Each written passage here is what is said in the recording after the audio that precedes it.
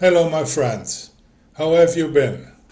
It has been 2.5 years since my last video. Then COVID was still raging at its full force. The number of deaths was immense and a lot has happened.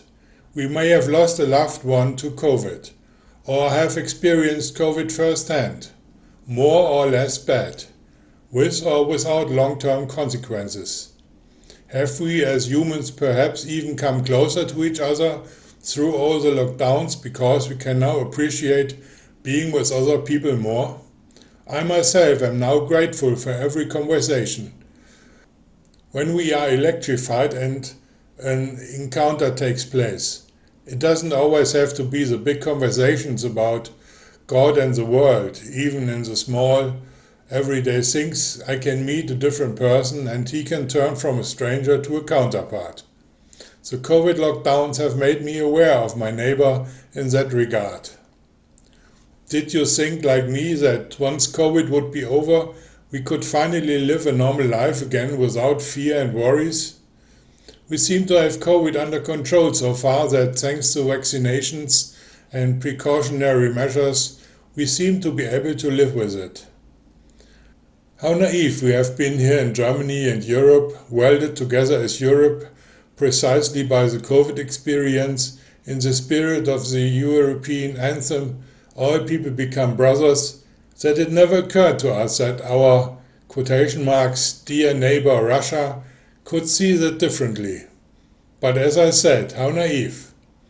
The beginning of the war with Russia's invasion of Ukraine on February 24, 2022 is burned into our collective consciousness, as is September 11, 2001 as 9/11. Only now we do know how well things were for us as Germany and as Europe after the Second World War until February 24th, 2022. And now everything seems to be hanging in the balance. Peace, democracy and prosperity in Europe. Putin's attack on Ukraine is an attack on all of us and what means something to us.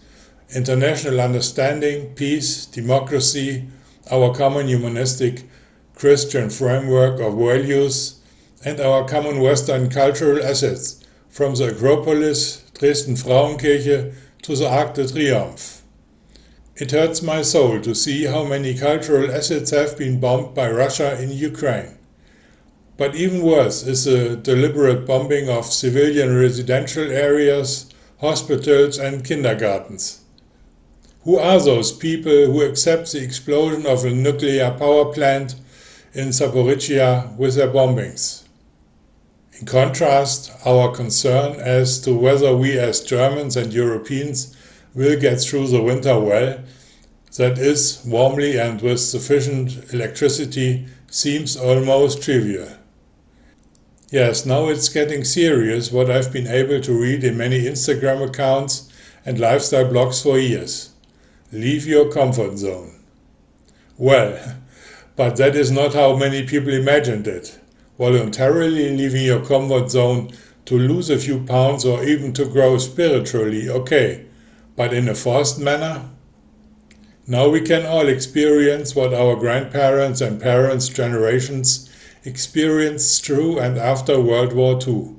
Fear, hunger, worry and deprivation. But somehow they managed to get through it. Destroyed Dresden and Berlin were rebuilt with an amazing will to survive on the part of the rebel women. There is more to us than we know. Keyword resilience. Our resilience is not a fixed quantity but can be trained like a muscle in the gym of life. We will get through this winter just as we got through COVID. What have we learned from COVID? We have experienced in solitude who we are and how precious we, our lives and other people are. We have experienced our limits and what is good for us and what is not. We've learned to listen to our own inner voice and not let ourselves be driven insane by spending hours soaking up the TV news and talk shows with our hearts and souls. And if we haven't learned it yet, then it's about time. Sunday, so yesterday, I went out early in the morning around 8 a.m. to stock up on groceries at Lidl. The Lidl branches in Dresden's main train station and Neustadt train station are also open on Sundays.